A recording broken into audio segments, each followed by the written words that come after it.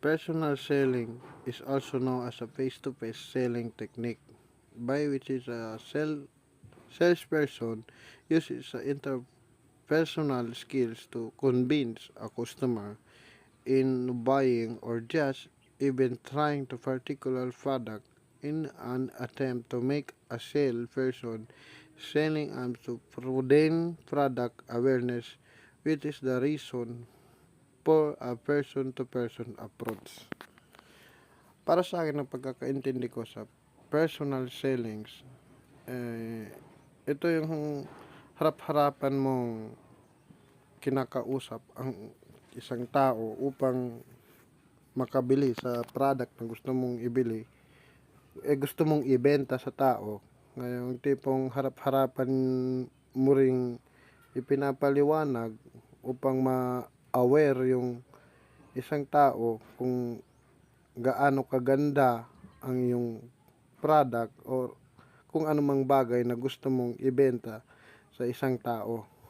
Kaya mas pinabuting ina-approach mo siya sa personal para mas may paliwanag mo ng tama at malinis ang mga produkto kung ano man ang gusto mong ibenta sa isang tao.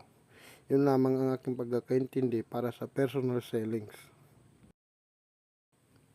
Trade promotion is a system of the show, convention, event, market, trade, allowance, training, and special initiative given to retailer to market certain product and service like extra money and store display and price. Para sa akin ang pagkakaintindi ko sa trade promotion ay ito yung makikipag-usap mo sa kapwa mo na may business, yung tipong maglalagay ka ng product sa kanyang tindahan kapalit ng maliit na halaga sa kada benta na nalagay mo sa harapan ng kanyang tindahan kung ang isang tao ay small businesses lamang. Like for example nito ma'am ay yung may kakilala kang meron sari-sari store tapos ikaw kung gusto mong magbenta ng mani, saging or kung ano pa mang mga pangmerienda na pagkain ay gusto mong maglagay ng mani, saging sa harapan ng kanyang tindahan kapalit ng maliit na halaga sa kada benta sa iyong gustong ilagay sa harap ng kanyang tindahan.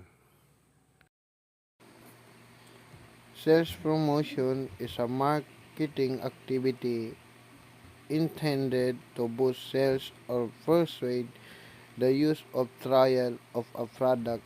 This may be in several different forms, but all of them are designed to influence a target market to buy or be a customer. Sales promotion appeal to a customer sense and nation mind.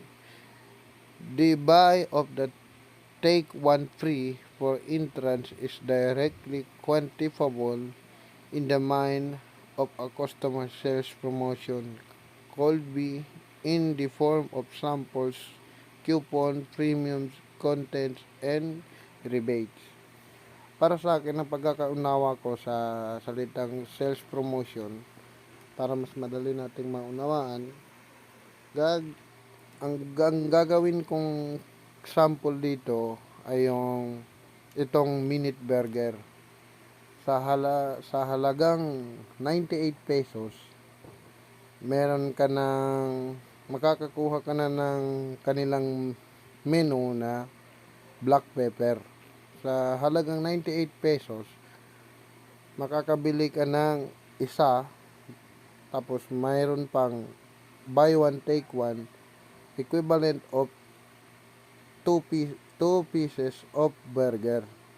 Kaya yung utak ng mga tao na hindi sila nagdadalawang isip na umorder o bumili sa minute burger kasi nga naiisip natin na mga customer sa halagang 98 pesos meron ka ng 2 pirasong burger na nagmumula sa kumpanyang Minute Burger.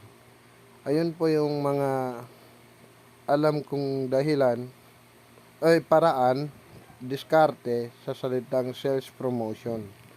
Yun lamang po. Maraming salamat.